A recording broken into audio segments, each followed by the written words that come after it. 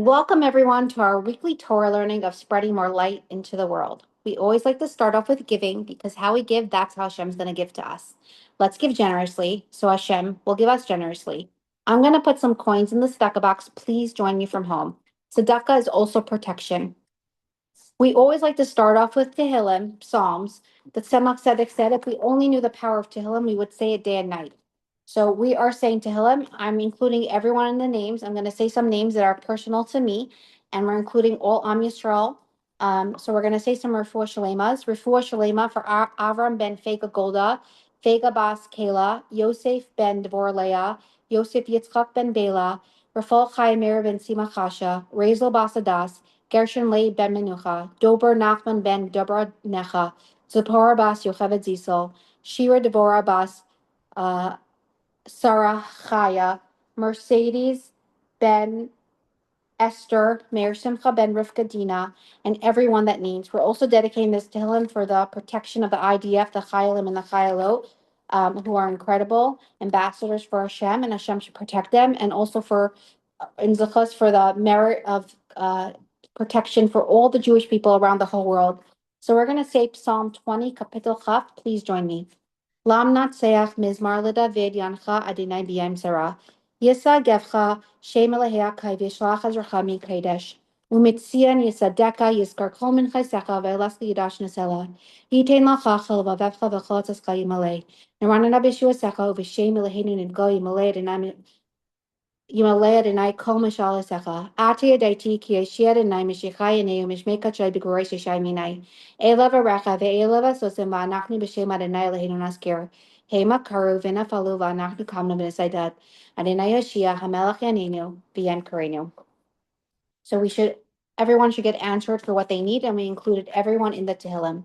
I do these classes weekly in honor of my dear grandmothers, Rivkadina Bas Yosef Yehuda, known as Riva Minkowitz. I hope you're proud. Bela Bas Betzalo, known as Bela Stillerman. I hope you're proud. Chaim Dov Ben Betzalo. To save a life is saving a world, and he saved many in the Soviet Union, and he was known as Chaim Wilshanski, my really special great uncle who I love very dearly. So we honor him. In fact, I just want to say my cousin was in Australia this week, and I asked him to please go to his caver, obviously to all of them, and to thank him for something personal because we had a conversation, and he was just so special to me. And yeah, so I believe that he sees from above, so I'm very grateful, and I want to say a karsa type to him for everything he wished for me, just so much good, and it came true. And for Sonia Zahar Bas David, a dear friend's sister and sister-in-law who perished in a terrible fire. Hashem should just comfort them and comfort all of us and send Mashiach. And I do these classes weekly in honor of my two uncles who passed away, who I miss very dearly. Not every gem is a giant, and not every giant is a gem. Rabbi Lipsker was both a giant and a gem. And this is for Shalom Dober ben Eliyahu Kiva, who I love very much. And he told me the best sales to be in is to sell Torah. So I hope I'm doing a good job, and he approves from above, and I'm sure he does. The other incredible uncle that I have, I'm going to say have, I believe that he's still here in a different realm, in a different he's one floor up, like the Rebbe would say. For my uncle Michael Vashetsky, every room he would walk in, the rooms would light up, and now the heavens are lit. And this is for Yechiel Michael Ben Moshe. So I want to honor them because they can't do any more mitzvos down here, but we can honor them by doing mitzvos. And I believe that this is a very holy space, and we spread this class, and I want to honor all those people. So thank you, Hashem, for just giving me this opportunity. Before we start and I introduce this evening, we are going to share a incredible Rebbe video that is really about this topic. So we are going to put it on.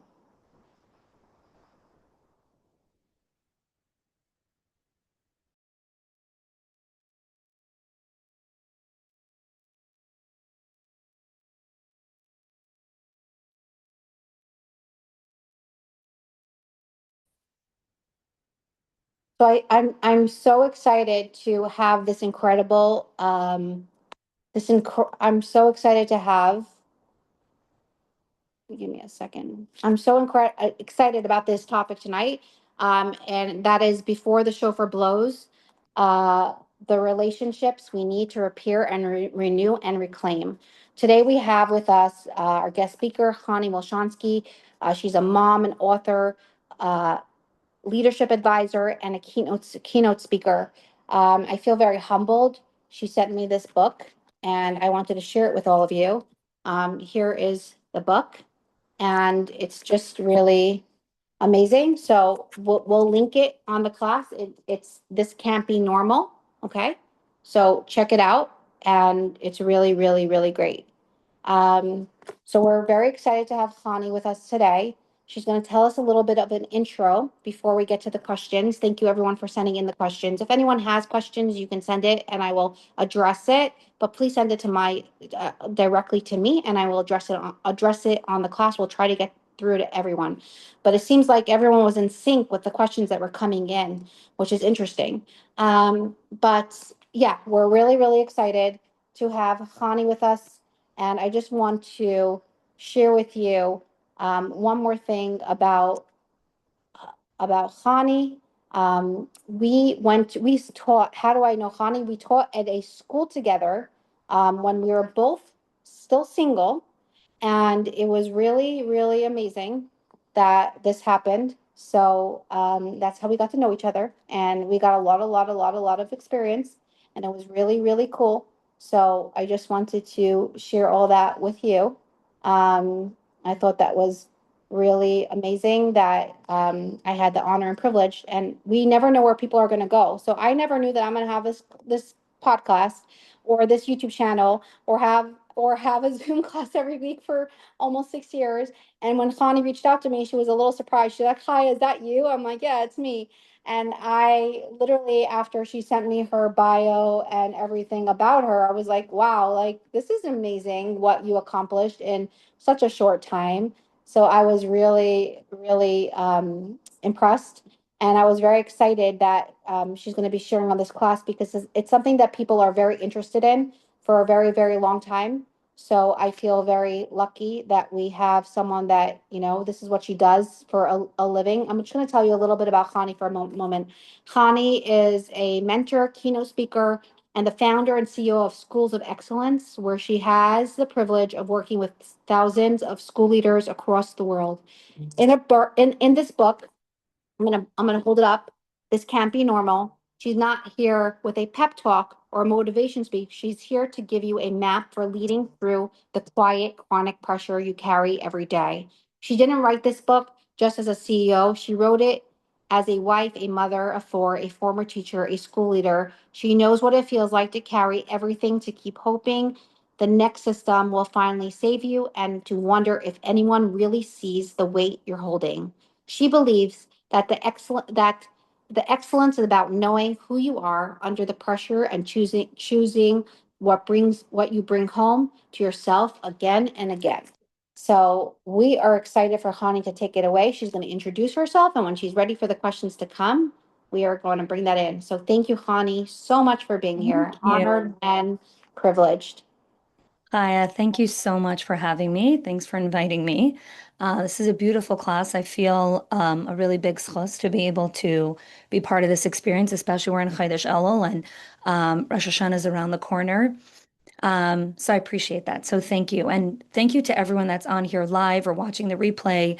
In a world where our attention is so scarce and everyone's vying for a moment of our time, the phones, the ads, the apps, our kids, when someone gives me 45 minutes of their time, I understand what a sacred gift I'm already receiving before I even receive it. So thank you for committing to this time to yourself.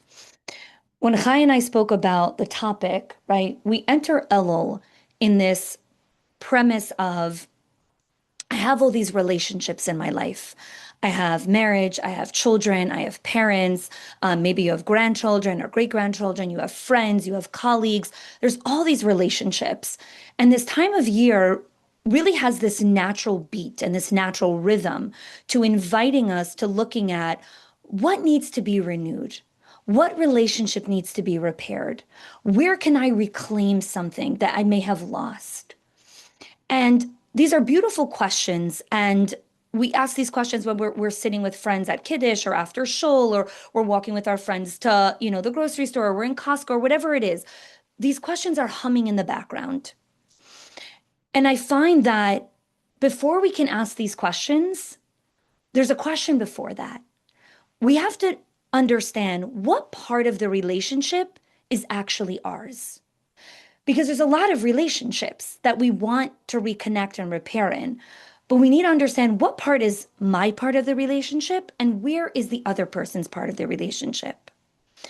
So before I answer questions and all that kind of stuff, which we'll get into, right? Again, I'm not a mashpia, a rav, a relationship expert, anything, right? I'm speaking from the perspective of a mother, of someone who's been in the field for 20 years, working with people that have high capacity, high capability, and tremendous amount of responsibility and ongoing acute pressure. Now, pressure gets a bad rap, but pressure is not bad, inherently bad, right? Chaya right now is in a season of intense pressure. She has a young baby at home, right? It's a beautiful thing. And it also brings with it a lot of competing priorities, a lot of responsibility, a lot of things that have to be anticipated and forecast and look through. And so the thing that I want to invite us to look at here, right, is I want to help you locate yourself right now. Okay. There's a particular kind of woman, right, that I know very well and that you know very well, right? She's capable, she's responsible, she's highly competent, right? There's a decent chance she's probably an oldest daughter. Um, she knows when she hangs up the phone that her mother sounded slightly off. She knows that one sister is annoyed at a different sister-in-law, even though no one said that they're fighting. She knows which kid is not eating at the Shabbos table. She knows which person needs an invitation for Yom Tif and who's going to be offended if they're not invited. She knows who needs to sleep in the room downstairs because of their bad knee. She knows she knows everything before it's happening. She knows which child needs a white shirt tomorrow, but his button is missing, so I should sew it now. Now, I know Chai said not to look at the comments, but I'm actually curious if you can come into the comments and just put a check mark or a yes if you're witnessing yourself here of like, yes, I'm the person who carries responsibility. I'm the one who's noticing things, who is anticipating things, who's forecasting, who's looking at what's going to happen if this doesn't happen. How do we make sure all of these things come together? Okay. And by the way, thank you in advance to everyone who engages because, again, like Chaya said, live is so scarce right now. So if you're in the comments, like I would love to hear from you. Like who is feeling that moment of responsibility, right? Now, here's the thing. Nobody appointed you into this position, okay? There was no family meeting where everybody announced, hey, so we reviewed all the candidates. And we have selected you to be responsible for the physical, emotional, logistical, relational, and spiritual well being of everyone in your ecosystem. You just notice. So, because you notice, you respond. Because you're capable, you handle it. Because you love people, you care. And caring about what happens makes us feel responsible for the outcome. And that's what I want to talk about here in relation to Chodesh El, in relation to what does it mean that the king is in the field? What does it mean that we're accepting Hashem as our king? What does it mean that we need to take responsibility for our side of the relationship, right? Because it's a territory I'm really fascinated in. I wrote a whole book on this, right? And I saw it originally in leadership, but it's everywhere, right? The most capable people see things and feel it. Someone forgets, you remember. Someone struggles, you compensate. Someone's disappointed, you accommodate. There's tension, you absorb it. Something might fall apart, you prevent it. And because you're so good at it, everything keeps working, which means that nobody sees how much of your life is being held together by one person. And that is how we become invisible in our own lives. And we need a witness to our life. All of us need that.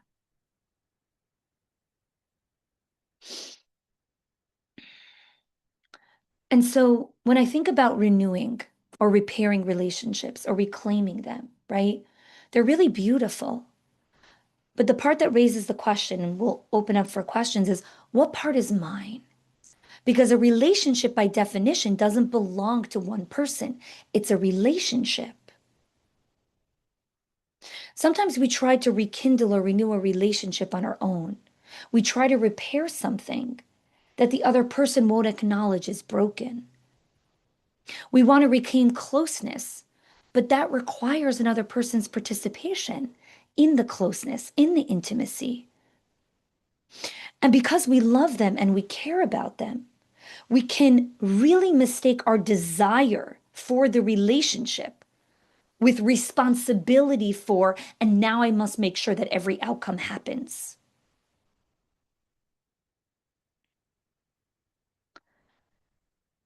We're taught to have Aves Yisrael, Shalom Bayis, Kibbut Avim, being Mavater, Farginin, all of these things, right?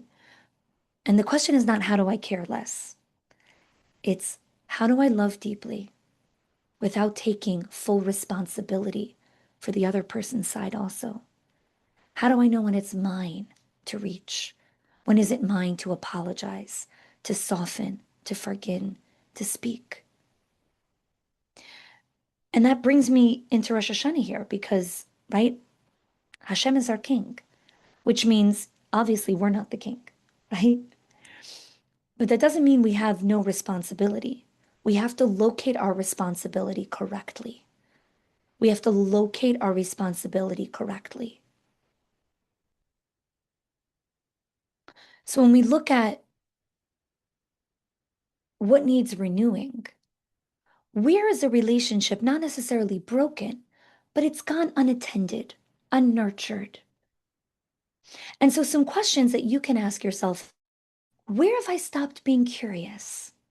Whether that's in your marriage, your teenage child, your son, your daughter who's in shidduchim, a grandchild, an elderly parent who lives next door. Where have I stopped being curious? Where have I started taking someone for granted? Those are some beautiful places to start when you're looking at, I want to renew this relationship with this person. And you can do that with Hashem also, right? I always talk about the greatest gift we can give our kids is a relationship with Hashem.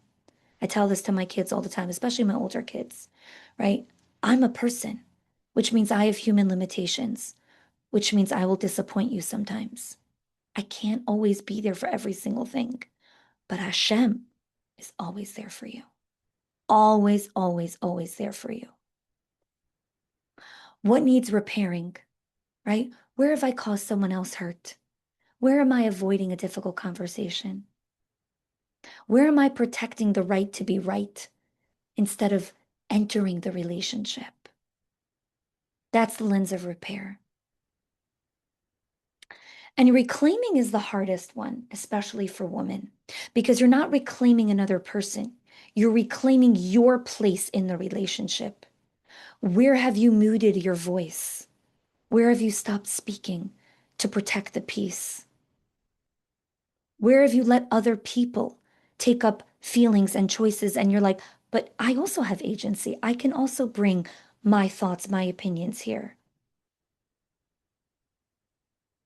So your job isn't everything, and your job isn't nothing. It's the beautiful dance in between.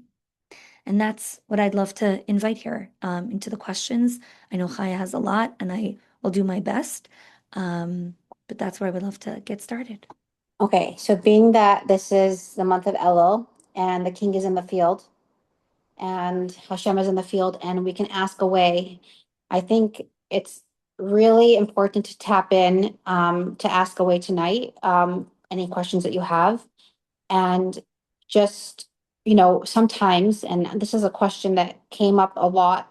Sometimes, like you mentioned, like Hashem is someone that is unlimited. He can do anything and he's there for us.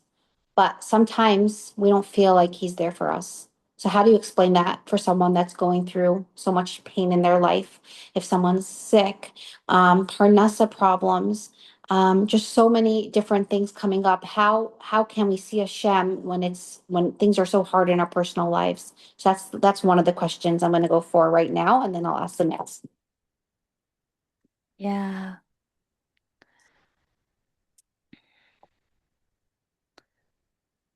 I find that when we feel the absence of Hashem in our moments of despair, in our moments of pain, it means that we're human, right? And so the first thing is the recognition of like, this hurts. And a lot of times you try to bypass that very quickly. Um, and I think holding two truths is one of the hardest parts of adulting. It's one of the hardest parts of entering mature relationships where this is painful, this hurts. I really don't want to have to deal with this. This is unfair. I don't want to have to struggle like this. All true. Also true. Hashem gives us what we can handle. Hashem is bringing us into these moments. All like it's holding those both truths over there in those moments. Um, can you say the question again from a different angle?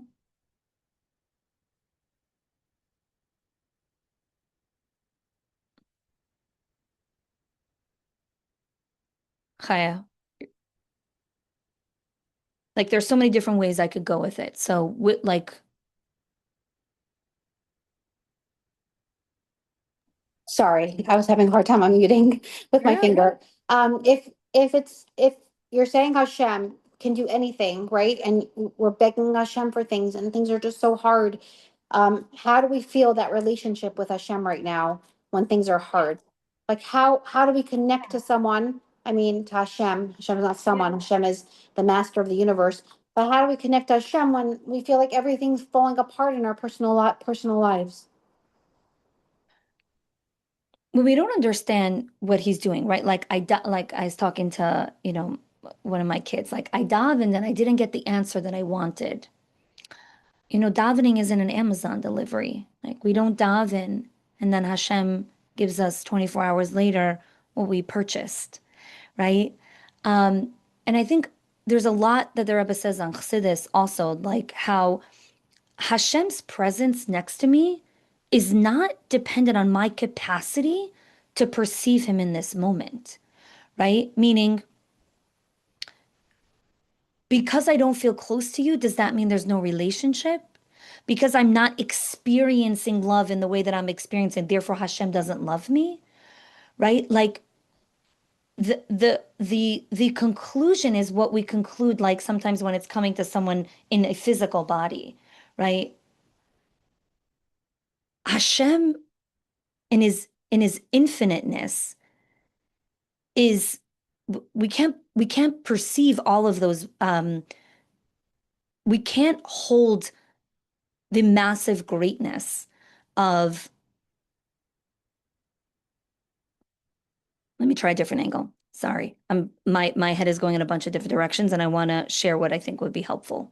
But let me share what I'm actually experiencing instead of trying to speak from that angle. So give me a second. Let me anchor myself. Every Shabbos morning, my husband, Should we go to the next, should we go to the we could next go to a different question? question. We could And go to a then different question. you'll address it, you'll address it right after? Yeah, absolutely. Is We could that go to a good? different Okay. question. Yeah. Okay. So, I did send you some questions beforehand, the ones Sure. that came in, but something just came in. So Sure. I just wanna bring it in, because I think this Sure. is something that it's like spot on. If someone tells you that they're hurt and they're hurting, and you're the person that hurt them, is it the person's responsibility that is hearing that they're hurt by this person to acknowledge that they hurt this person? I feel like there's a question underneath that question. No. Basically, if someone calls you up on the telephone and says, "Hi, you hurt me," and the other person on the other side of the line is like, "Really? How did I hurt you?" Is it the person on the other line on the phone call? Is Hmm. it their responsibility to acknowledge the hurt that they caused someone else?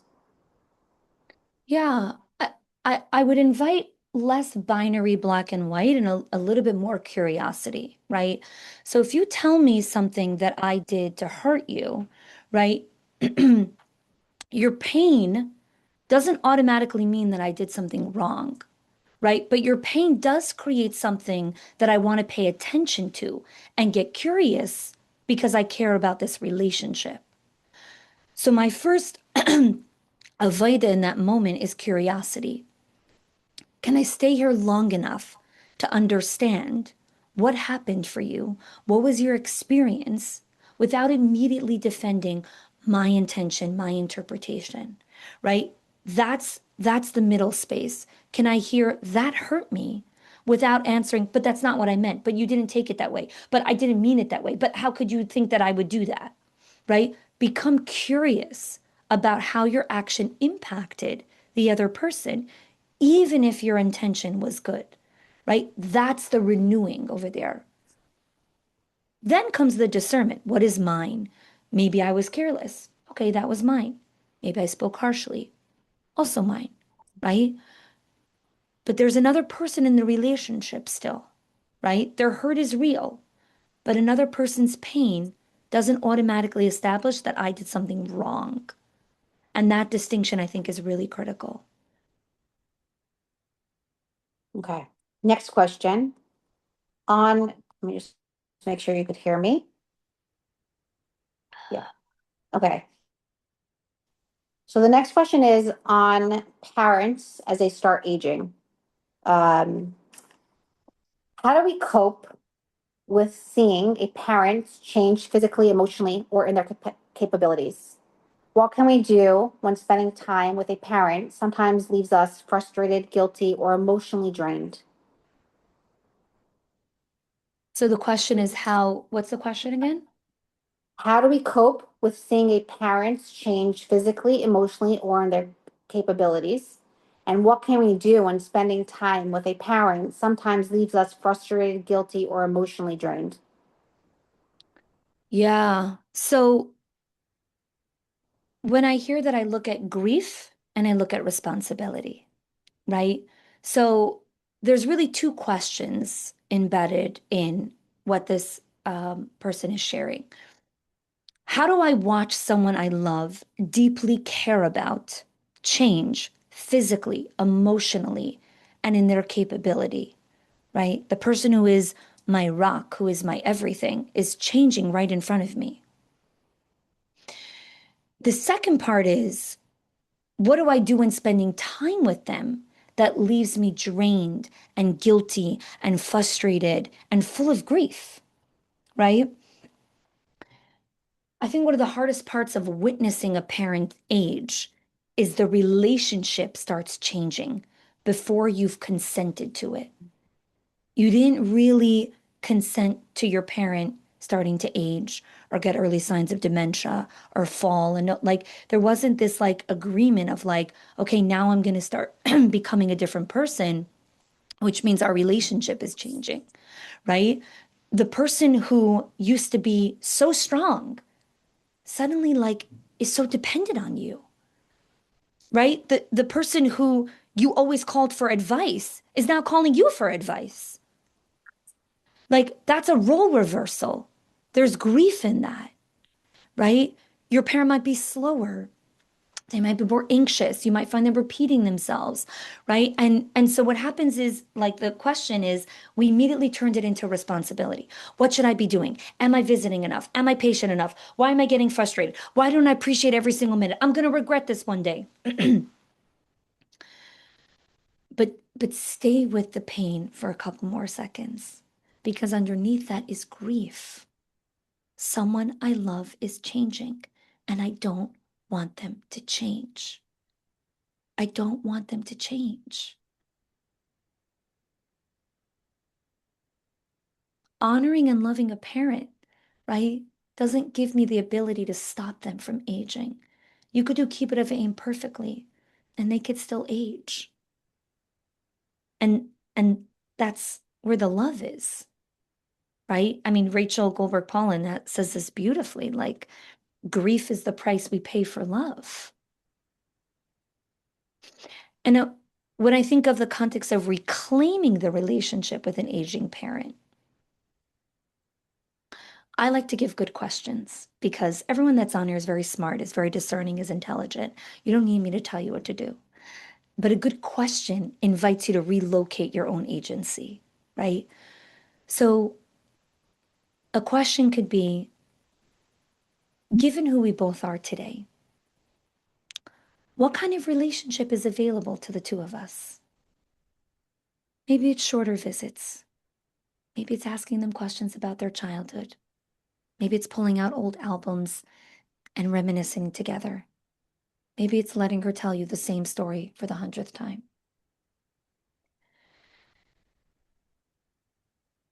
But honoring all of those feelings is what allows you to reclaim that relationship and renew it in a way that feels beautiful and sacred for both of you.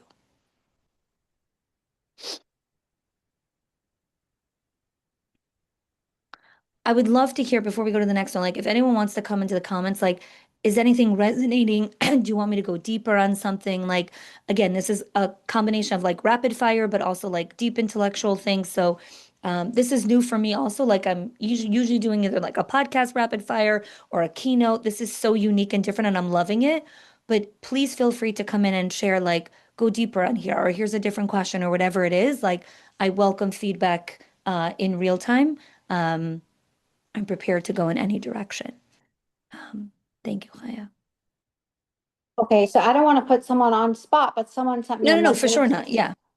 So if you want to unmute yourself, my dear friend, you Sure. know who you are, who just sent me a message earlier, about going deeper, feel free to unmute yourself and ask. Is that okay for me to, if you don't want to unmute yourself, you don't have to, but if you want to, just give me thumbs up that you want to unmute yourself. Okay, great. Unmute yourself. But Great. I just want to introduce to you Oh, everyone. sure. This is my dear friend Fran, Hi, friend. who's very dear to me. I met her, for those of you that are new on here, I met her in Brooklyn Heights. I was living there for 4 years. Nothing happens by chance. Um, I just want to say that this is about relationships. I was a little bit, I don't want to say the word angry, but I was upset at God because I was like, why did you put me here? Why did you put me in a place that I don't know anyone? Nobody knows me. Now, for those of you that are on here that know me from Crown Heights, knows that everyone knows me. To anyone on here from Miami, Florida, Bell Harbor, everybody knows me. In Brooklyn Heights, when I got there, nobody knew me and I was a nobody. So I was really upset with God. Because circumstances, I had to stay there for a little bit and I didn't understand why. And I said, why did you put me here? But I just want to say, many years later, I would say it's a good 8 years later, from when I moved there. I'm so grateful that I had to go through that painful experience of moving to a place that nobody knew me. When I left, everybody there knew me. And I met the most wonderful people. And you got to know a lot of different, like, it was just like a different world for me. And it opened up horizons. And that's how this class started. Sometimes, like when I asked you that question in the beginning about God and if Hashem can do anything, why does it sometimes like it doesn't flow? Sometimes the answer is right now. I don't have an answer for you right now. You will see, but the answer is not right now. In a few years, you're going to know the answer. So I can say it a few years. So I just want to say that one of the amazing things that came out of Brooklyn Heights is that I met Fran and I really, really love her. And I have to say that she's been on this class for um, she never missed a class. If she missed a class, it was strictly because she was doing Kibbutz Aim and visiting her mother, and she should be well. And never missed a recording. And she always gives feedback. So thank you. Everyone should learn from Fran to give feedback. So Fran is going to unmute herself. She asked me some very interesting questions, and I would love for her to like weigh in because she wanted to say some things based on the more questions that came in from other people.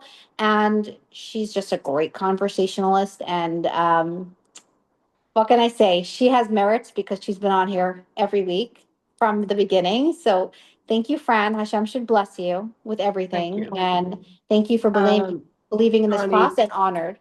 Chaya, it'll be hours if I keep describing how fantastic you are. So forget it. I love that. Everybody Aw, knows. Everybody knows. we get to Everybody. witness that. Thanks for unmuting, I friend. I have a follow-up to the question we're talking about right now, which is aging. Um, my mother is in her decline. And while she's not sick, but she's declining, and she has brain dysfunction, not dementia. She's not speaking now. And about a year ago, the hospice folks, didn't give her very long to live. Shockingly, she's lived another year. But that's really not the question that I'm following up with, which I think you touched on a little. After last year's very frightening episode, I came home and said, that's the last time. I'm not going to be in the room. I'm not going back. And where my mother was last year versus now was amazing, but is amazing where she was then. Mm. But I felt so guilty about saying, I'm not going to go back. Sibs, you go back. But I've got two active siblings at her beck and call. And oddly enough, this is turning out to be. What's the question? The question is, and I asked Kai about it, and she had me talk to her uncle, which is, should I feel guilty that I don't want to go back to see my mother? And secondly, will God forgive me? Yeah. Notice how you start the question with, should I feel guilty? Meaning, am I even entitled to have any kind of human emotion? Right? There's the human emotion, and I want to separate the speaking to a rabbi, speaking to a trusted advisor, a mashpia, a friend, right? I don't know the full context of your life and your story, and so by no means will I give anyone advice on here, right? I'm here for questions, good perspective, and help you locate yourself, right? And so when we start with the should, we're immediately trying to skip steps into, I really don't want to feel guilty. I really want to experience all of these things. So maybe I shouldn't even experience this thing. So a question I'd love to invite you to sit with, right, is, and then obviously you have your group of people that you can connect with also, is what are the emotions that are true for me right now? All of them, brain dump them. I have journals all over my house. Just write them all out. These are all the emotions that I feel. Don't judge them. And then it's, what do I want the relationship with my mom to be like for the next week, for the next 2 weeks? We try to create these 10-year plans. You're not running a billion-dollar empire. You don't need a 10-year vision. 2 weeks. What do I want the next 2 weeks to look like? What do I want to feel like? What do I want to experience with my mother? And then write that down on the other column. What is available to me? What capacity is available to me? Only you and a trusted advisor can answer that. But the questions invite you to stop blocking yourself. And the question invites, like, what are all the opportunities here? Where do I want to invite Hashem over here? So hopefully that's helpful to just start to reflect on the questions that sometimes we don't allow ourselves to even encounter because they're loaded. They're full of a lot of emotions, grief, longing, desire. Let yourself feel it. You won't fall apart. It'll be hard, but you won't collapse. Can I add something? Absolutely. I want to say something that, my grandmother, who I love very much and I honor her in this class, at the very end of her life, she had dementia. And many people say in the world that when someone has dementia, they're pretty much done and they don't feel. But I knew that every time I went to my grandmother to see her, she felt. And she showed me in different ways. She couldn't talk, but she showed me with her eyes. She, like, if anyone touched any of her stuff, her eyes went like haywire. She was watching. She showed me with her smile. She showed me when she would hold my hand tighter. So I really, really believe that it's very hard to see your loved one when they're in this state a completely different person for us to be able to be around them. But really for them, they they're almost like trapped in their body. They're there, you know? And um I had a conversation with someone recently and I said, was it hard for me? 100% yes, to be there for my grandmother, because it was like a one-sided conversation and I was constantly thinking of how I can make her life better. What can I do to make my grandmother's life better? And I think that's almost like with Hasidus, it's like instead of saying, what could they do for me? What could I do for them? And that's how I looked at it. What could I do for my bubby? And every day I would come up with things. And unfortunately, like after her passing, I was like, why didn't I do that? I wish I would have done that more. But I really at the time did everything that I really could. Like when the Lubavitch Rebbe said, I did everything I can to bring Mashiach, and now it's up to all of you to bring Mashiach. He did everything he can. So I can say that with a full heart, I really tried and I did everything with my capacities and what I was able to do. I mean, now I, of course, like you get wiser by the day and you come up with, there's new things. But at the time, I can say I did 100%. Now, my question is for everyone listening at 120, when your mother or your father or your grandmother or your grandfather or your neighbor or your elderly friend goes, are you going to be able to say, I gave everything of myself for them? I was there for them, obviously on a healthy level, but I was able to make them smile. You know, there's a saying, be the reason why someone smiles today. And when you make someone else smile, it makes you smile. I think it's much harder to sit with after someone passes away if you weren't able to be there for them. If you're, it's hard either way when there's a death, and it sucks when people become old and Can elderly. I add something to that? I'm sorry for Of interrupting. I just want course. to add something to Of that, course. actually, contextual, because again, I want to give like questions and context. A question that a thought that I've been sitting with as we enter Rosh Hashanah is I wrote something down that I think would be helpful for everyone when it comes to aging parents, teenage kids, marriage, parenting is, can future Chanie trust that current Chanie is literally doing everything in her power? She is connecting with Hashem. She is showing up. She is doing everything that's in her capacity. She's reaching out to Mashpia to get discernment, to make sure, is this really the right season for me to do this? Is this the right chapter for me to do this? Can I trust, right? That when I come to future Chanie, who is wiser, who's more discerning, who's more regulated, who's more everything, right? Because that's what comes with years of experience. When I come to her, will I be able to look back and say, 20-year-old Chanie,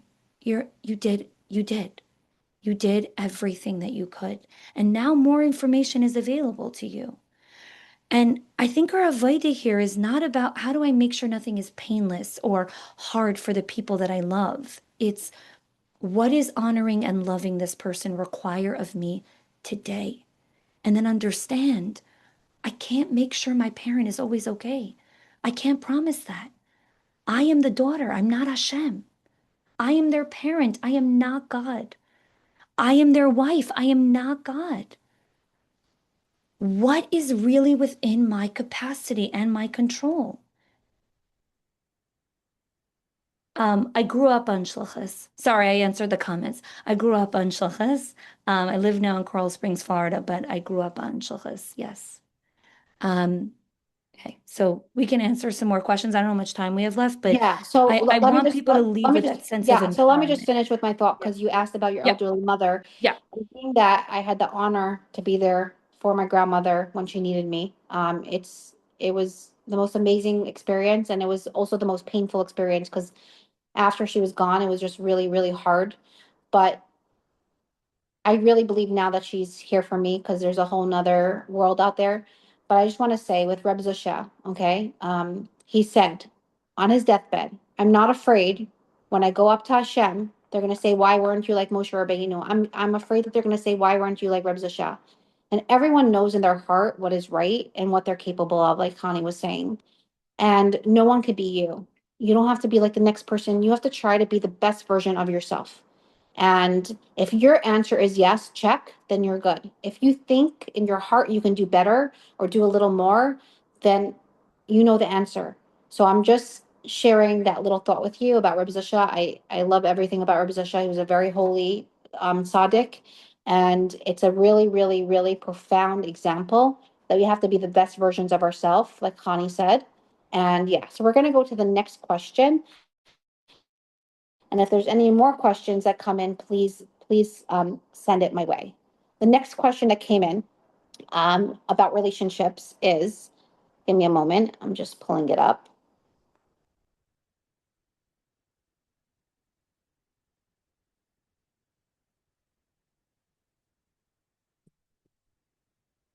Okay. This is a question on relationships with close siblings. Now all married, thank you, Hashem. How do we consciously build an adult sibling relationship rather than expecting the closeness we had growing up to maintain itself automatically? Half of us are long distance. It's so hard. How can we handle tensions or rivalry between two sister-in-laws or an otherwise very close family without taking sides or allowing it to affect the relationship between the siblings and the family as a whole? That was the question. There's like five different questions here. So let me go Take it slowly. away. Yes, let me go slowly because I love this. So we don't maintain the siblings relationships that we had when we were kids. Those were relationships when we were kids. We need to discover and be curious, right? I started today's class with that. The adults our siblings became. So that's the first encountering of like, with my adult siblings, who are they now as grown-ups, right? I think that one of the challenges with siblings, right, is that history creates a form of intimacy, right? We've known each other our entire lives. So of course we're close. But knowing someone's history isn't the same as knowing me now, witnessing me now, encountering who I am today. Those are very different things, right? Your sister may know exactly who you were at 14 and what you did in high school, but they have very little idea of what occupies your mind at 40. What keeps you up at night? What are your challenges now? What are your joys? What are you navigating? What season of life are you in? And so once everyone gets married and has children and moves away and develops their own rhythms, their own routines, their own loyalties, their own outside pressures of life, right? Like the relationship cannot run on shared history anymore. And so the first question, I have a couple of questions. I always like good questions. So I would say a question I would start with is, what kind of closeness do you desire? What does closeness mean for you? Do you want more calls? Do you want more vulnerability, more shared experiences, more moments where siblings move towards you and say, hey, I know your son is going to out of town yeshiva. How are you feeling? I know your daughter's going off to seminary tomorrow or went off to seminary on last week. How are you doing? How are you holding up? I just wanted to check in on you. Is that the kind of closeness you're seeking? Right? Are you waiting for closeness because you want this spontaneity, right? Because you guys are siblings? Sorry. Like we need to create the conditions in which the intimacy with our siblings can grow. The other thing you spoke about when it comes to distance, right?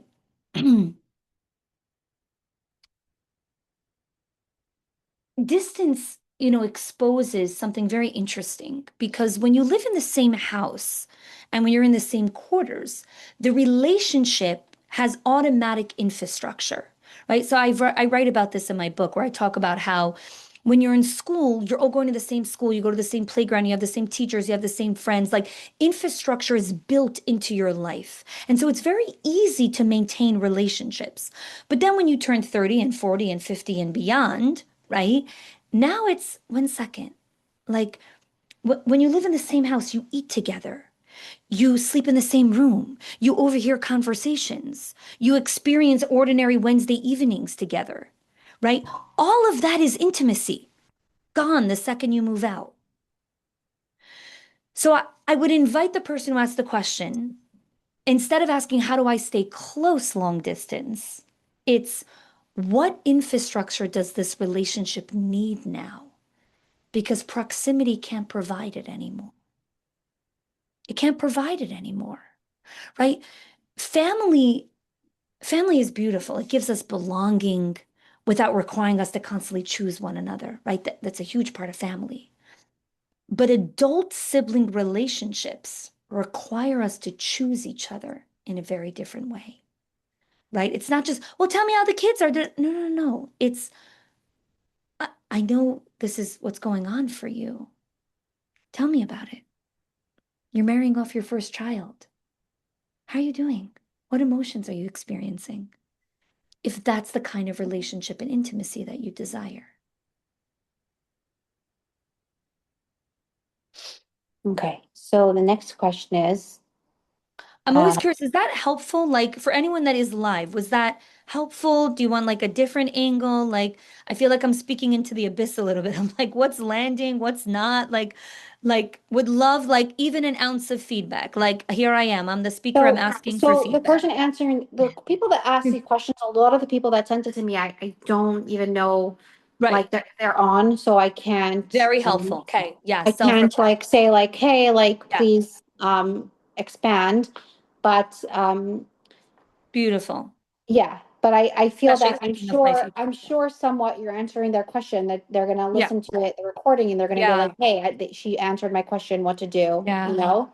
Yeah. Um, Awesome. Yeah. And again, it's not like even if you're on here and you didn't ask the question, right? Like it's perspective, it's nuance. It's like it's helping you locate yourself differently. So I'm glad that it was helpful for so what we're whoever's gonna on do here. is Yeah. Let's we're go gonna ahead. ask these questions, and then we are going to you'll address what you prepared at the end if you want to have a closing statement. Sure. Because we're not sitting side by side, so it's hard to have a conversation like it's more Yeah. like on Zoom. We Yeah. Yeah. generally don't do the Zoom this way. Usually the speaker just speaks a lot, Yeah. but there was a No, lot but of this is questions. fun. I so appreciate this new format. Like I'm having fun. This is great.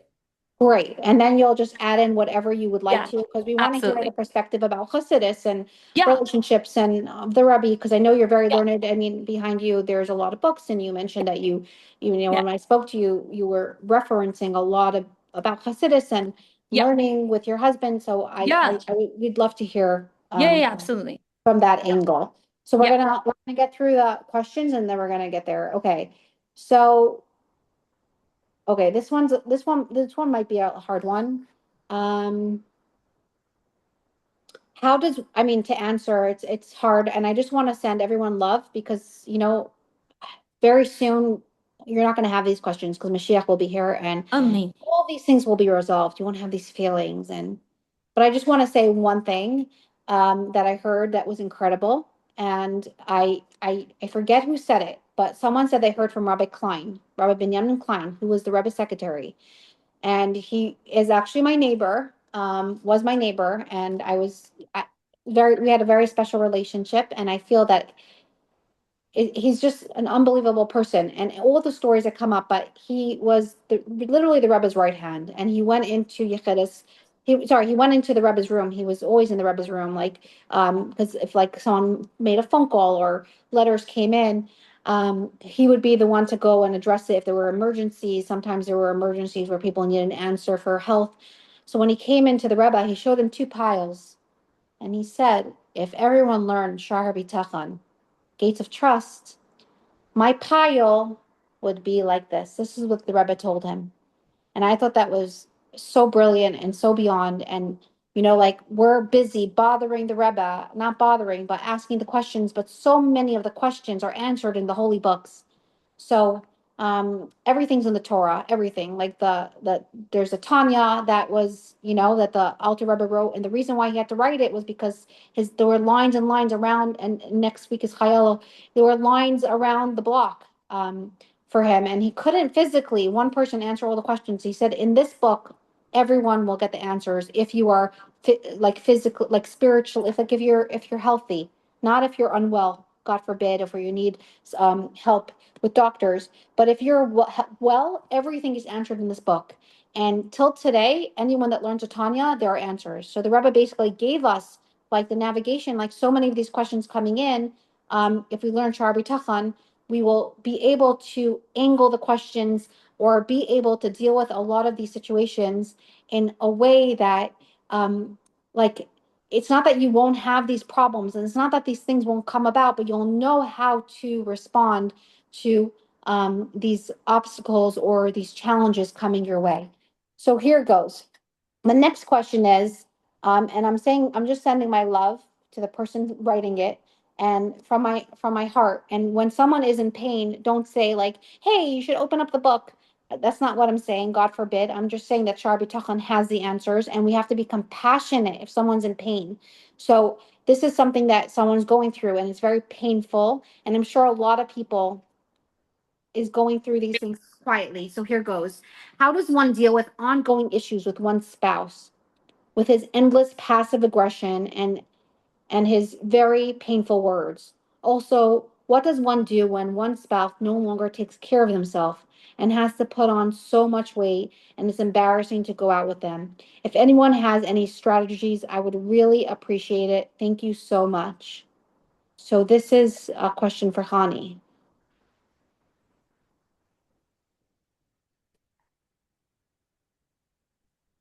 There's a lot in there. There's a lot. And there's a lot and there's also not enough information, right? Um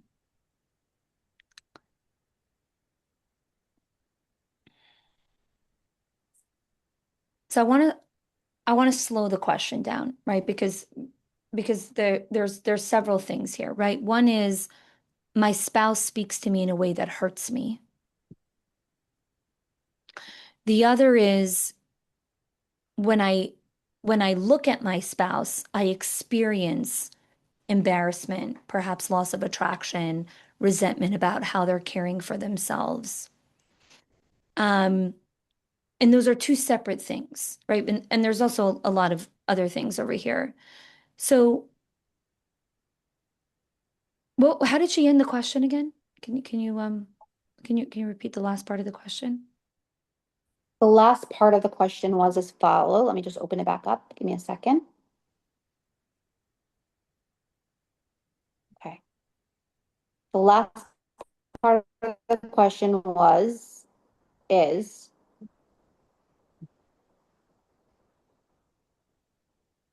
the strategies, basically of strategies how to deal with um, this hard. If anyone has any strategies, I would really appreciate it. How does one deal with ongoing issues with one's spouse Yeah. with Okay. endless passive aggression? So, okay. So thanks. Yeah, I just wanted to know how she ended the piece there. So I can only speak to her, to the person who's speaking, right? Because I obviously don't know her husband or her or anything, and I'm not a relationship expert, and I don't do marriage counseling. Um, I want to invite a different set of questions, right? There's a lot of information here that you're sharing about your spouse, but I don't know a lot about you, right? What is it like for you to be in the relationship? Who have you become? This is a question I ask often, and it's in one of my books, in one of the chapters, in my chapter on relational intelligence. Um, who have you become in response to what is happening? So all of these things are going on. Who are you becoming? What have you been tolerating? Have you stopped sharing parts of your life with a friend or a close advisor? Um, what do you miss about your life, right? There's a lot of longing inside of these questions. What What are do you doing? Wait. 1 second. 1 second. Hold on. Everyone, please mute themselves. Thank you so much.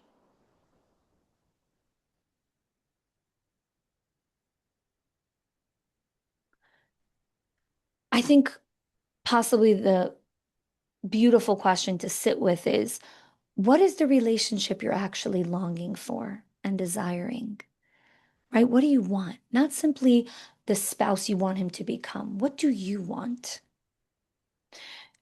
there's a difference between asking, how do I get this person to stop doing this, right? That's probably the question I get 20 times a day from leaders. How do I get my teachers to stop doing this? How do I get this person to do this? How do I get buy-in? How do I get everyone on the same page?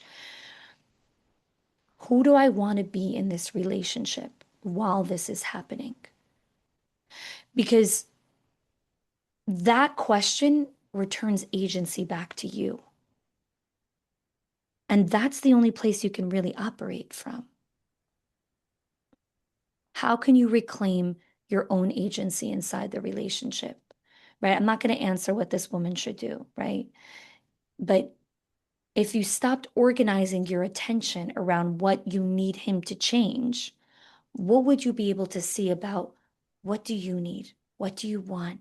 What will you participate in? Who do I want to be in this marriage? Those are a lot of questions. And I would really invite you to journal. I started off the class by sharing, I have a book here. This is where I write it out, put pen to paper. What do I want? What do I need from Hashem? What do I want from Hashem right now? What is not available? But this is where I am right now. Restore your agency back with yourself. Okay, we have, well, some of the questions were repetitive, so I'm going to ask one last question. And then I would love for Chanie to um, share a little bit more about your Yeah. book and Yeah. more about like your experience with relationships, because I Yeah. feel that you are really, you have a lot of answers and you have a lot to share. Okay. Hold on. Let me just get to there. Give me a second. Sorry, Sure. my printer wasn't working, so I have to do it like this. Give me 1 second. Yeah. Sorry, I just called you by your maiden name. Okay, here it goes. Okay, this is amazing. Thank you for bringing all these amazing speakers and also allowing us a chance to ask questions. Would it be possible to ask? We are told to trust in Hashem, that he will fulfill our requests and give us revealed good. And we also make the effort on our part. We give extra tzedakah, we go out of our way, and obviously Yisrael, we help and daven and pray for others and for the same thing that we are davening for, etc. And yet, we don't see the positive outcome we need, we want, we daven for. It hurts more because we are doing all that we are told will surely bring the revealed brachas. And it's not like we're relying on anyone. We're relying and trusting in Hashem, who we know can do it and is the only one we need to rely on. So, how do we continue feeling positive and keep at it? So many questions. I'm just writing down what you said so I can see it also. Can you repeat the last part for a moment, please? Yes. How do we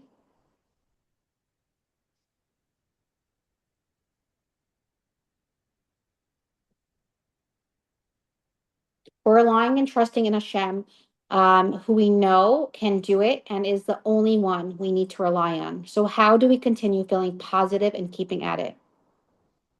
Okay. Yeah. So okay. Firstly, thank you for the question. I struggled and battled with this for years.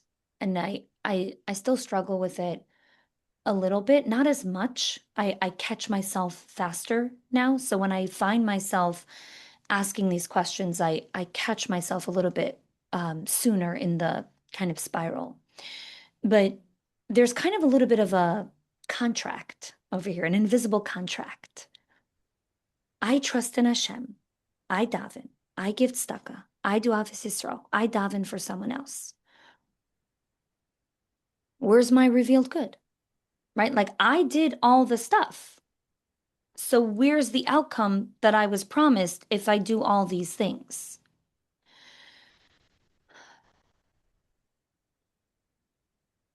And there's something that I remember when I was saying this, like it's so human, right? Like I did what I was told to do. I trusted, I davened, I gave, da da da da da da. Why isn't this happening, right? I can't answer why Hashem hasn't given you a particular outcome, right? the question underneath that is, what do you believe your avodah is supposed to purchase you or guarantee you? Right? Is it my bitachon? Hashem can give me this and I'm placing myself in his hands? Right? Or is there an invisible contract of like, if I trust in Hashem properly enough, then this outcome should happen. Right? It sounds like the person here is trapped between two very powerless positions. Either I didn't do enough, so I have to do more tzedakah, more davening, more bitachon, more mitzvahs, or Hashem didn't give me what he was supposed to give me. Bitachon is I cannot control the outcome. I cannot control the outcome, but I get to decide and I have agency in how I want to have a relationship with Hashem. Inside an outcome that I did not choose. I would not have chosen this outcome. But how do I want to be in relationship with Hashem here? Right? So these are great questions. I journal on them often. And before Rosh Hashanah, I think these are beautiful questions to reflect on. As you listen to the shofar blowing, whether where you're standing, right? Like, if I knew I cannot use my avodah, right? My whatever it is I was doing to guarantee a specific outcome, what would the tzedakah mean to you?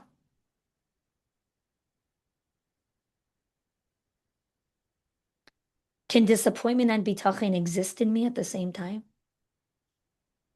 Can I trust and still be disappointed? Like Hashem, like I really thought this was going to happen. I'm really disappointed. I'm really sad. And I trust you. But I feel both.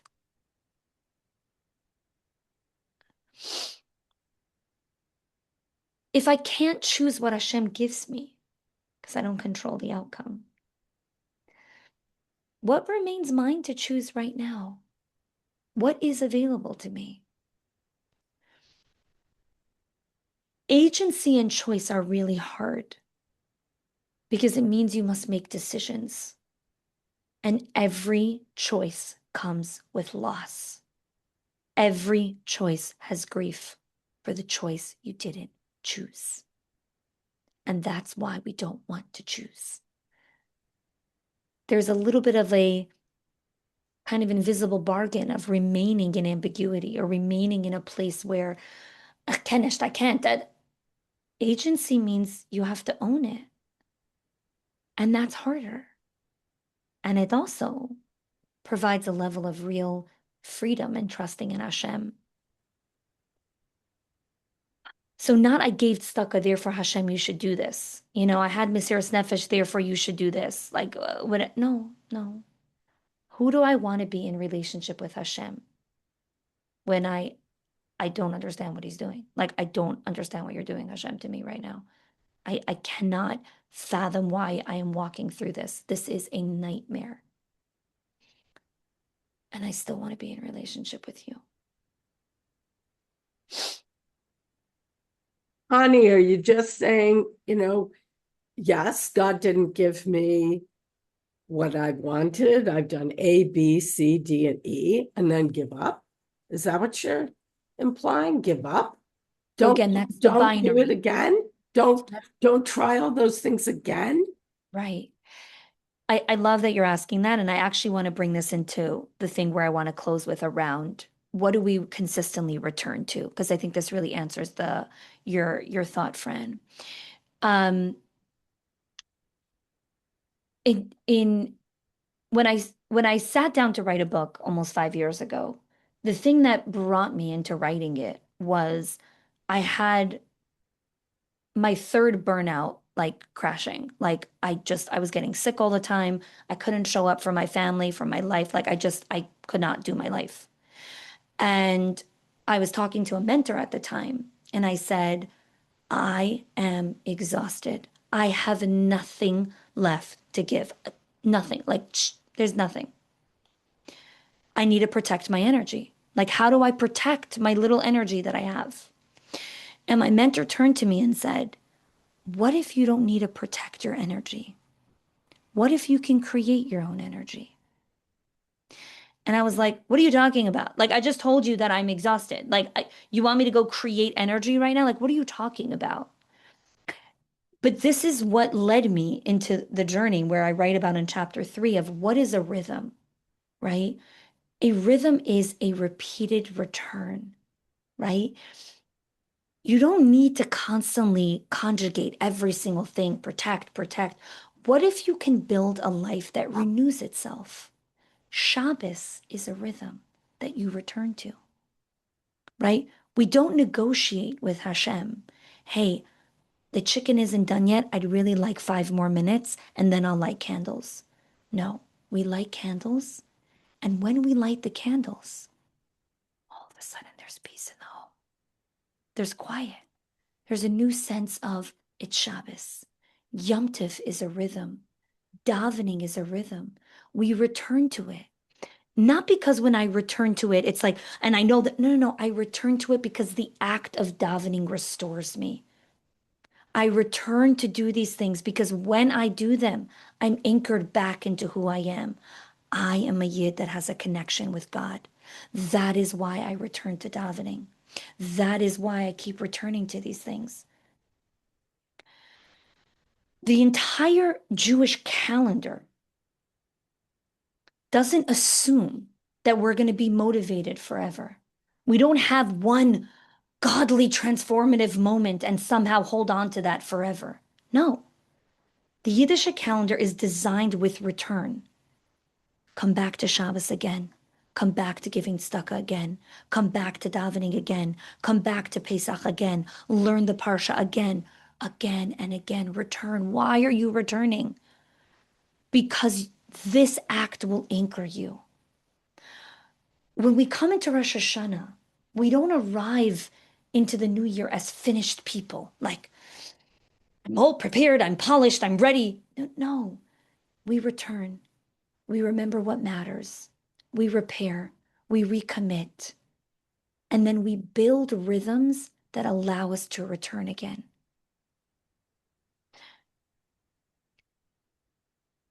For people that know me, I often talk about one of the rhythms that my husband and I have in our relationship. Every Tuesday, we go out for breakfast. We go to the same place, we eat the same food, we do the same thing every single Tuesday.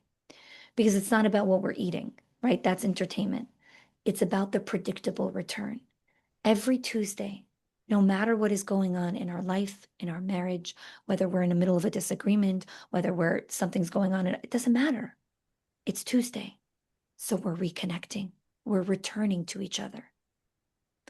Because I care about this relationship. It's Shabbos. It doesn't matter what's going on in the week.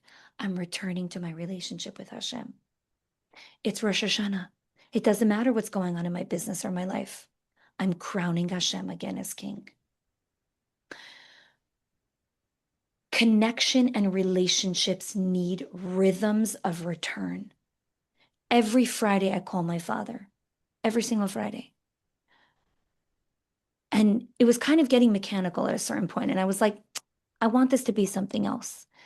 Now, as a child, my father tells the most amazing stories. He still is an amazing storyteller.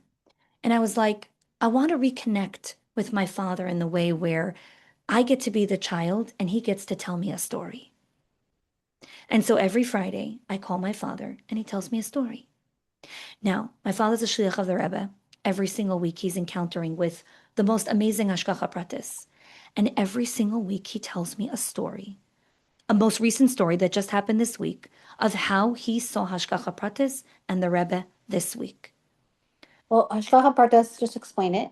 Sure. Please. Oh, sorry. Thank you. So Hashgacha Pratis is divine providence, right? It's how are we seeing Hashem's presence in this exact moment.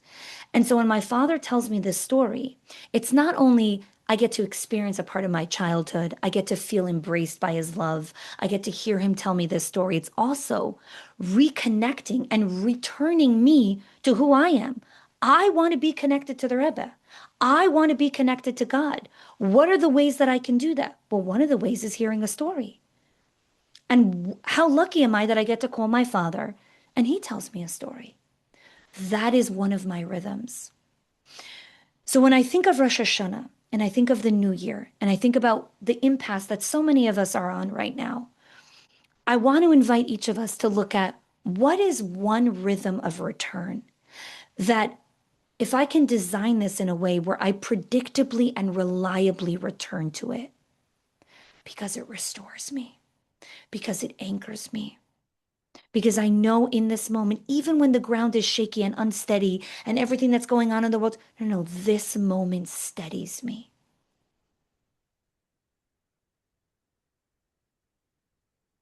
Thank you, Chanie. That's so beautiful that you have that beautiful relationship with your dad. And you should write down every story he tells you because He you needs could to write a probably, book. He is. He is. He needs well, to write one well, day. you could write the book. Yes.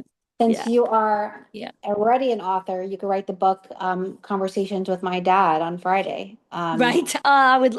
That's great. Maybe that should be maybe that should be my next book. But really, the invitation here before we take the last question is, what is a rhythm in a specific relationship that you want to design? So as you enter Rosh Hashanah, do you want to renew the relationship with your spouse, with a child, with an adult child, with a grandchild, with whoever it is?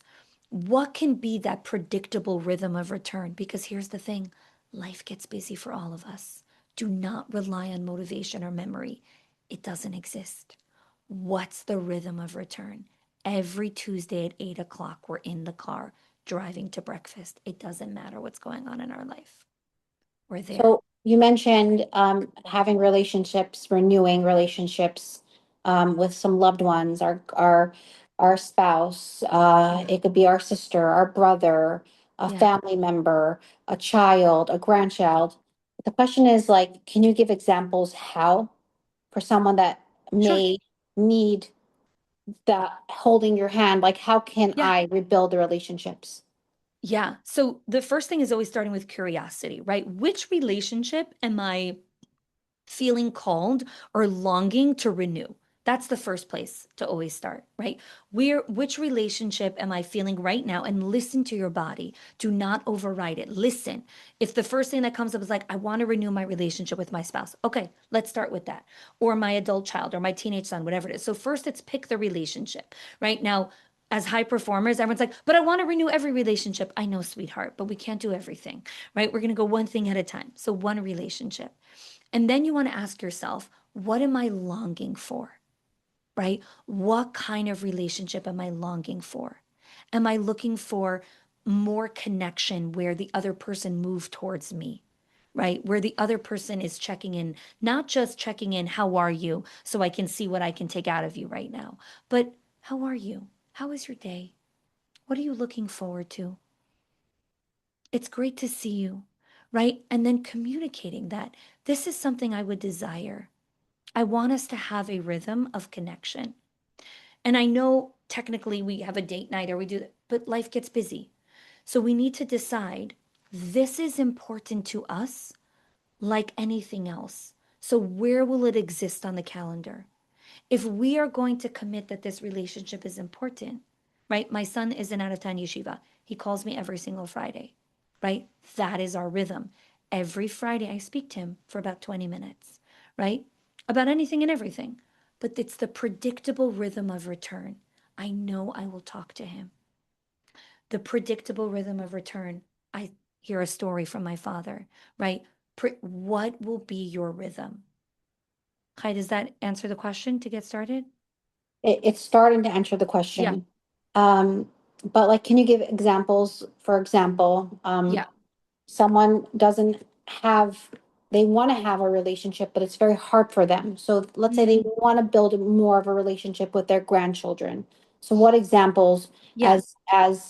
I know you're not there yet, but Yeah. But I one do day know what you're referring to. one Yeah. day very soon. How Amazing. can I build more of a relationship with my spouse? Like Yeah. what can I do? Yeah. What if they're not looking for the door to be open to have a relationship now when Yeah. I want that relationship to happen? That's Yeah. also another question. So here's the thing. The first thing is always you don't know what the other person wants unless you actually ask. And asking is inherently risk. there is relational vulnerability in making a request because they can deny the request. But the first step is to risk and ask. I would like us to have a deeper relationship and more intimacy and connection. It's important to me. I want that with you. Is that something that you want also? That is the most terrifying part because you don't know what the other person will say and you cannot control what the other person will say. But whatever they respond, now you can work with that, right? For a grandmother, you can tell all your grandchildren on Friday afternoon, everyone come over for X, Y, and Z. Every Friday. It's open, there's no obligation, and every week you keep it open. And eventually, sometimes your kids show up. It's not controlling the outcome, right? It's creating the container and not controlling the outcome.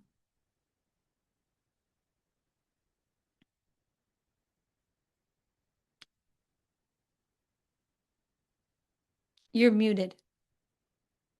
This is so nice. So many people are here live. Like, this is so beautiful. Yeah, it is beautiful. Um, if everyone could write in the chat box where you're from, because we're going to do a roll call at the very end, so we can see where everyone's from around the world. If you can't talk one-on-one or call, email, text. That was a question that came in based on what you just shared. Wait, say it again, Chaya. I'm sorry. What'd you say? Hold on, let me get back to my messages. They changed all the settings on here, so it's a little hard to see. Okay, what if you can't talk one-to-one or call, email, text, one-to-one, face-to-face? I don't understand what the question is. Sorry. Well, they're gonna ask it again in another Sure. way. Sure. Give me a moment. Yeah, sure. No problem. Okay, here it goes. Should you email? Send a letter? So we're going to the tactical before we've answered the desire. What kind of relationship do you want and with whom? What do you want to experience in the relationship? And this isn't a one word answer or a 1 foot answer. It requires you to sit with yourself, to encounter yourself, to ask yourself, what do I want? Not what do I think is available, or what can the other person do, or what does the other person have capacity for, or what do I even deserve to ask for? What do I want? Then we can get into the tactical parts. But most of us, especially for women, never answer that question. We don't answer what do we want. We say, what do the kids need? What does my husband need? What does the family need? What does my mother need? What does this person need? What does this person? What does everyone else need?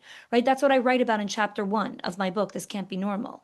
Right? Like we're always asking, what does everyone else need? We have lost touch with what do I want? That's the first question. Okay. The last question that I forgot to address, and I apologize, but we're gonna get to it.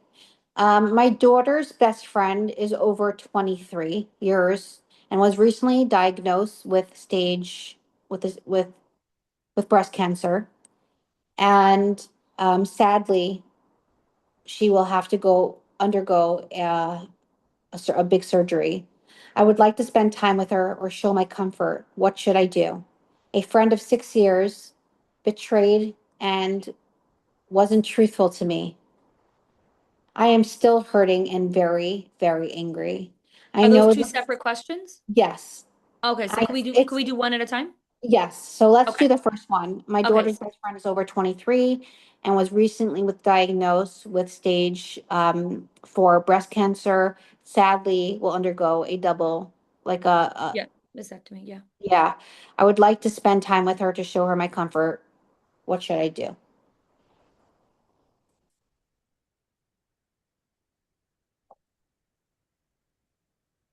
She wants to show her comfort.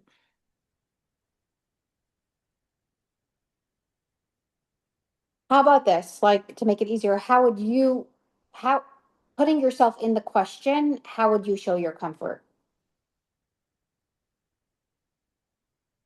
to a friend going through? So I if you notice, I resist giving like tips and tricks and hacks. Like I want to invite you to look at the question from a different way. So here's a different perspective. What makes it difficult for us as people to accompany someone?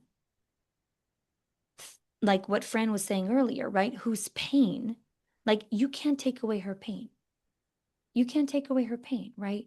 And so you're saying, what should I do? How do I show her comfort? Notice how quickly our desire to be there for someone turns into action, right? When someone we love is hurting, we want a job. What can I bring? What can I say? How can I make her feel better? How can I help? Okay, 1 second. What if she doesn't need me to do anything? What does comfort mean to this beautiful woman? Does she want to talk about the cancer? When you visit her, does she want to spend 2 hours not talking about the disease at all? Does she need practical help? Does she want to sit with someone who can tolerate her terrifying fears of having a disease like this without constantly reassuring? Don't worry, it's going to be okay. It's going to be you. Hashem's going to be. No, no, no. Maybe she wants someone who can just sit and listen to her say everything that she's terrified of. Does she want someone to laugh with her? What does she want? So before we assume, how do I care for her? Can we be curious enough to let her teach you how she wants to be cared for? The reason I'm bringing this up is because, again, as someone who's high capacity, I always want a job. I want to know, how can I be useful? How can I reassure? But sometimes being helpful, right, is not any of those things. It's just, what do you need? What would feel like care from me right now?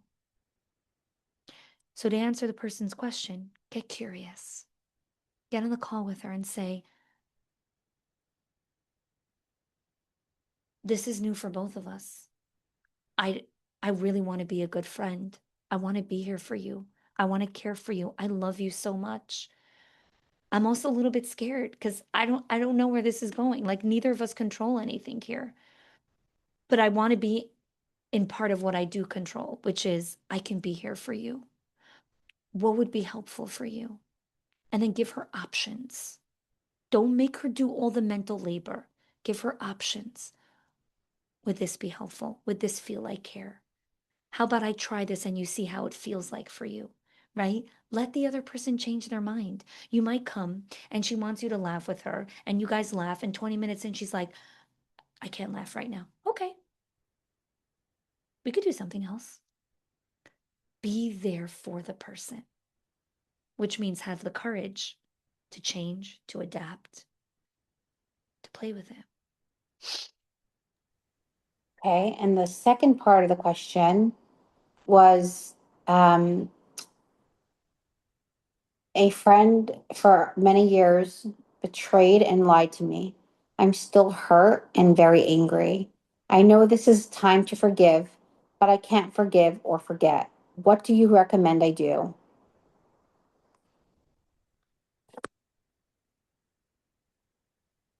So she said, I know this is what? What did she say? She said, I know this is the time to forgive, meaning the time of the year to forgive, but I can forgive or forget. What do you recommend I do? Because right now we're in the month of Elul, Teshuvah, like repenting. Um,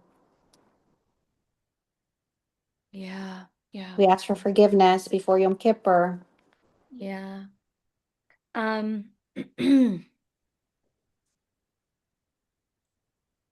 I think it's interesting that the question came with, I know this is a time of year to forgive. I I would be curious about the word forgive.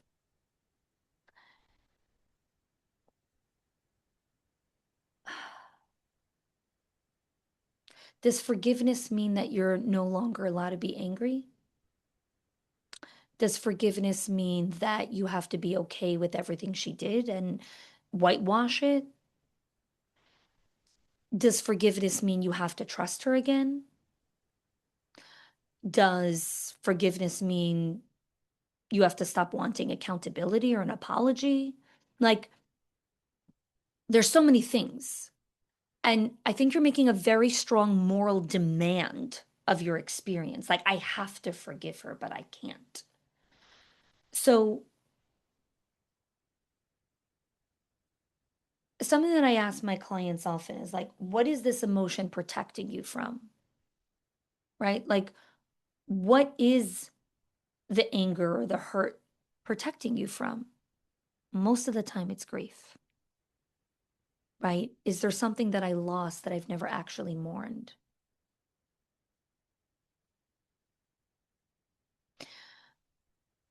What did her betrayals mean about me?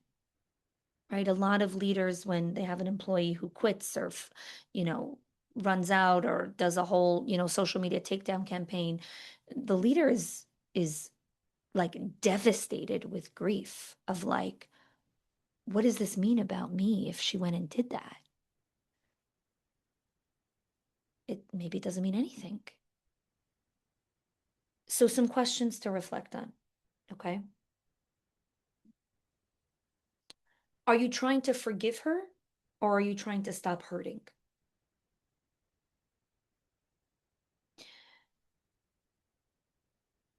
I think I would just stop with that. Like, are you trying to forgive her or are you trying to stop hurting?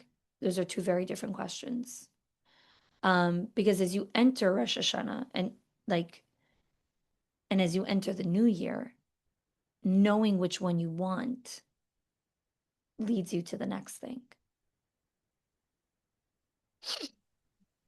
Yeah, I hope that answered the person who asked the question and something to think about.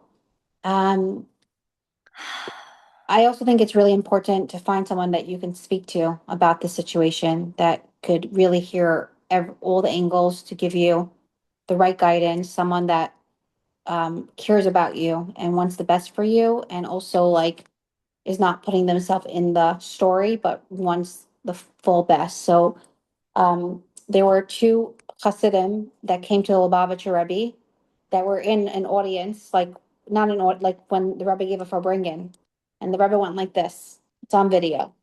Okay, he took his two hands. Hold on, I'm going to show you. And he wanted. I mean, these things happen from the beginning of time. People, you know, and he went like this. He wanted them to make peace, and thank God they made peace. So I'm just going to say this: there were two people that were going through a really, really hard time in a friendship. And it really bothered me to see it. And I realized that I'm in between and I need to do something about it. So I didn't know what to do. So who did I turn to? The Rebbe. The Rebbe left us everything. And I came across this video and he went like this. And I believe in the video, he asked him to make a l'chaim. They should have a l'chaim. So I told these two people they should have drinks, and turned out when they did that, it was something that they had to be in the same room together. I don't know if it was repaired, the relationship, but it definitely got better. And they both told me they had a great time because they both let go. So, like I said, all the answers are in the Torah, in Chassidus, everything's there. Everything's in the Tanya. So sometimes we have to search for the answers, but everything's there.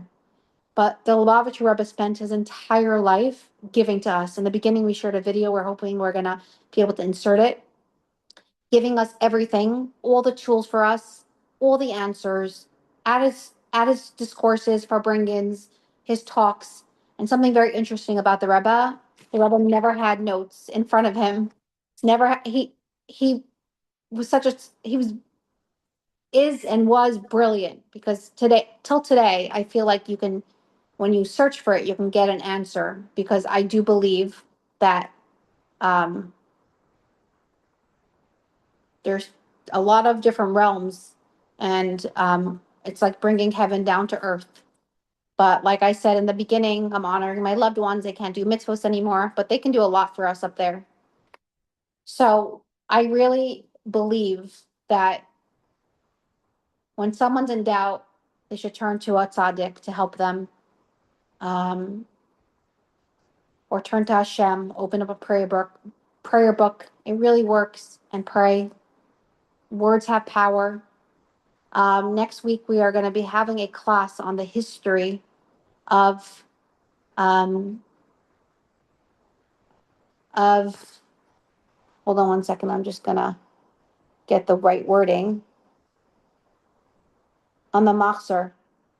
The Machzor is it's a prayer book that we daven from on the high holidays. So I have an historian who's going to come up and tell us the history. So it's going to be very interesting, and prayers work. So all these relationships, I'm hearing that so many people have so many of it could be it's like so many of these questions are very in sync. But I believe that sometimes we just have to pray to Hashem, because at the end of the day, Hashem can do anything, and he's the one that can help us. We can go to a therapist, they could help us, but at the end of the day, Hashem can open the heavens. And when, please God, very soon Mashiach will come, we're not going to have any of this. But until then, we can, like Chanie said, we can be the best versions of ourselves. We can try our best. We can do the best of our ability of what we're given. And if the answer is yes, like check, she asked everyone to check off if it resonates with you, then you did your part. So coming to the high holidays, we all have responsibility of showing up for ourselves, our spouses, saying a good word, wishing each other. That's what we're doing now. Shana Tova, wishing you good. When we wish each other good, it comes back to us. My grandmother used to say, Nikam Yusibia. What you do for yourself. And I see it. I see it a lot. So I want to conclude. Thank you, Chanie. And I just want to say that this didn't just come overnight that you're an author. Thank you. You went through a lot of stages in your life.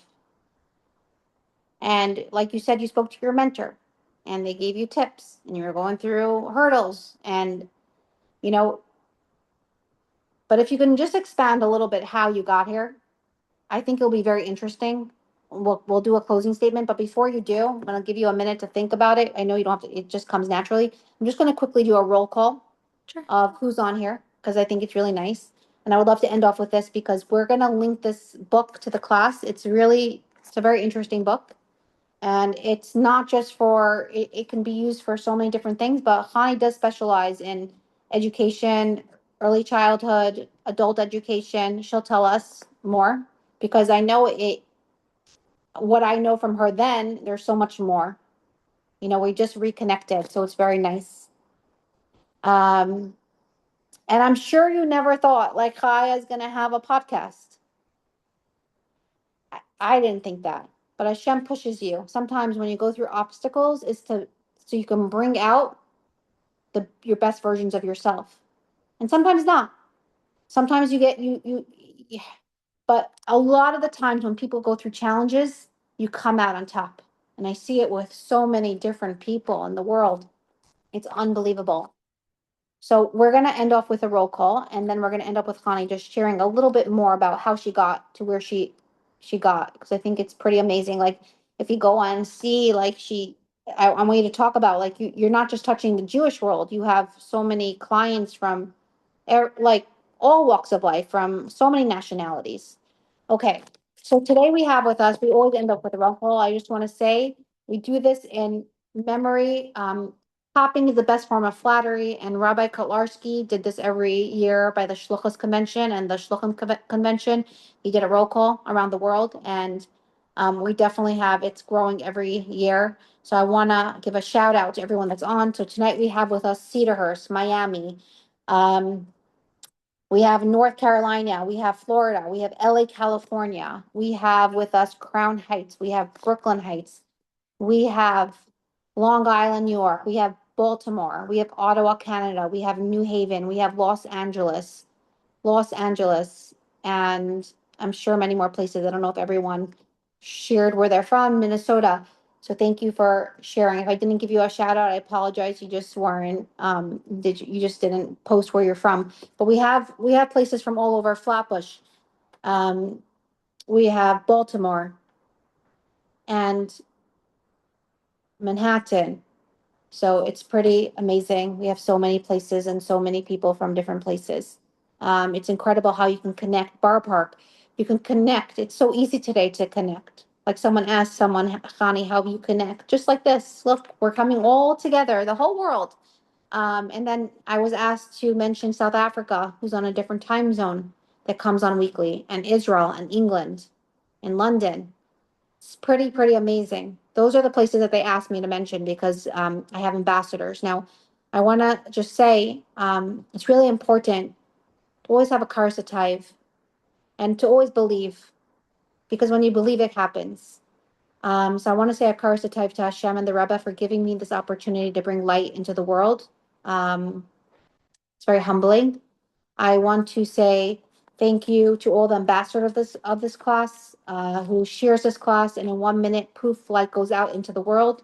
I share my merits with you, and I believe this class has a lot of merits. I get thousands, hundreds, the most amazing feedback that I've gotten each class, how it's life changing, and something talk every class, something talks to somebody else. I want to say thank you to my mishpia, my mentor of this class, Shanie Jacobson, who is just amazing behind the scenes. The Lubavitch Rebbe encouraged everyone to get a mentor, a someone that can guide you, someone that is a mashpia. And the Rebbe said that through a mashpia, he speaks. So I encourage everyone to get a mashpia. Anytime I spoke to someone or consulted with someone, I only got good results.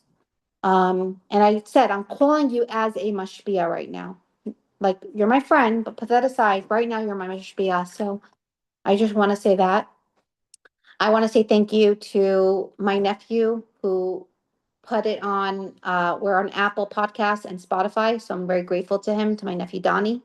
I want to say thank you to everyone that tunes into this class. And lastly, I want to say thank you to my dear husband for supporting this class behind the scenes and helping me so much with all the like little details, um, logistics, and getting it on the YouTube channel, and you know, so much more behind the scenes. So very grateful and honored and humbled.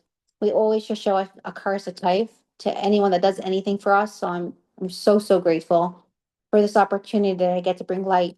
Now back to Chanie. Um, Also, please give feedback. We love feedback. We give it to the speakers. They want to hear the good, the bad, and the ugly. No, I'm kidding. There's only good.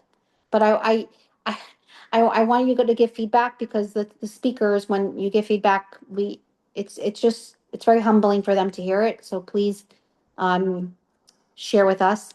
So this is the book. It's This Can't Be Normal. And Chanie, if you could tell us how you got here, where you started, uh, in your career and where you are today. I think it's going to be very interesting for everyone to hear a little bit of what you do because you do a lot.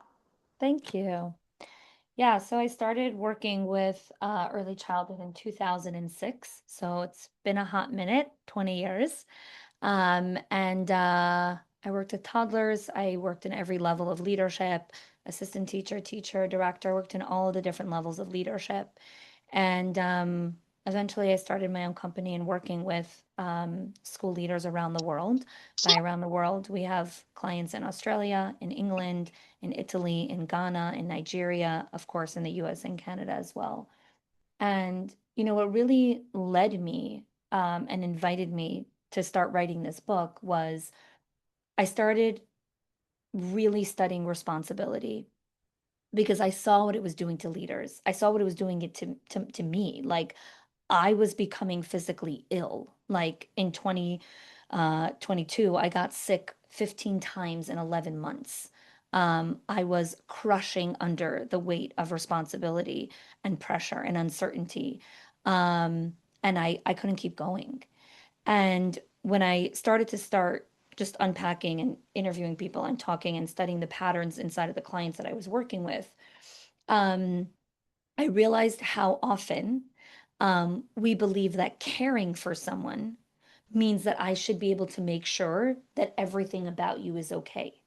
So if someone that I care about is struggling, I used to move towards fixing it right away. If someone was disappointed, I accommodated it. If there was tension, I wanted to resolve it.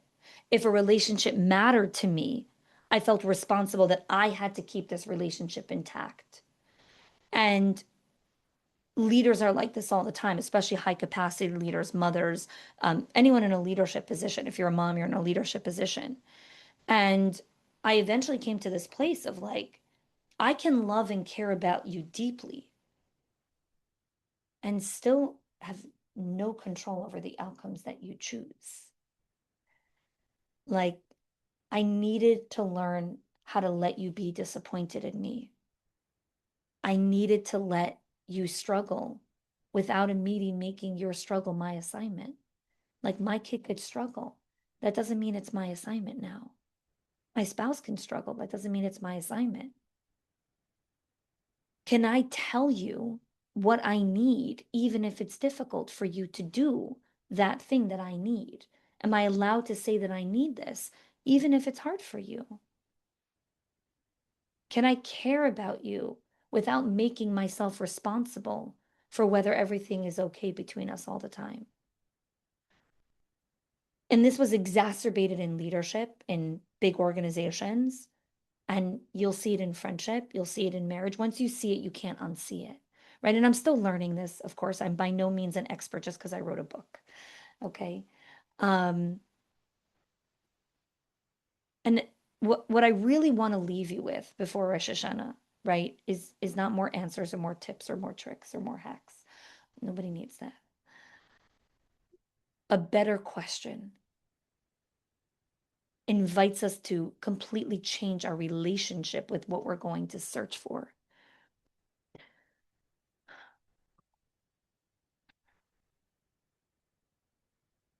And I think when we look at Hashem as king, Hashem, the king is in the field, right? Can we hold both truths? I don't have to become powerless where I have no agency and I just have to give up and whatever happens, happens. And I just have to, no, you don't lose your agency, but you don't have to become the almighty powerful. You're not God. Take responsibility for what is yours without taking responsibility for everything. And I think this is one of the most beautiful ways to enter the new year. Am I clear about what is mine? Can I be more intentional about what I want to renew? Can I be more willing and more vulnerable to reclaim the parts of myself that I'm trying to manage or control? And can I return those to Hashem? Because it's not mine to control. And holding that, my job isn't nothing, but my job isn't also everything. And that's the crossroads of this book. What to do when success starts to feel like survival, right? Like I declared this can't be normal after I got sick 3 times. This can't be normal. It can't be normal to have a marriage, parenting, relationships, a business, success, whatever it is, success in whatever bucket of your life. It can't be normal that I feel like I'm in survival and I feel like I'm just trying to get through the next hour, the next day. How do I renew myself? How do I reconnect with the parts of me? How do I re-listen to my voice? How do I reconnect with Hashem? How do I return to this? Those are the answers that I was seeking. And they're in our predictable rhythms of return. When do we return to davening, to Hashem, to giving tzedakah, to reconnecting to our parents, whatever it is, whatever rhythm it is, when you reconnect to that, it restores you. It revitalizes you. It brings back your sense of aliveness, where you're no longer not just dead, but now you're alive. You have vitality, vibrancy. Your eyes sparkle differently. Your voice is different. You walk differently because you're reconnecting with you and also knowing that Hashem ultimately owns those outcomes. I want to wish everyone a ksiva ksima taiva, a good gebencht year, and may you feel Hashem's love and blessing in everything that you do. And Chaya, thank you for the schos of being on this share, on this class, and be able to participate it. It's way past my bedtime. I go to sleep really early. But this was a really big honor. So thank you for having me. And thank you to everyone that gave your time and attention. I really am very grateful. Thank you. Thank you, Chanie. And I just want to tell you that the audience didn't move. Usually people like sign off or early, but like everyone stayed on till the very end because everyone wanted to hear the ending statement. And you ended with a bang. So thank you. And Hashem should just bless you to continue doing your mission in life. You have a lot of gifts and you should continue using them. Thank you. Thank you, Chaya. Honored Thank and you so privileged to much. have you. Thank you.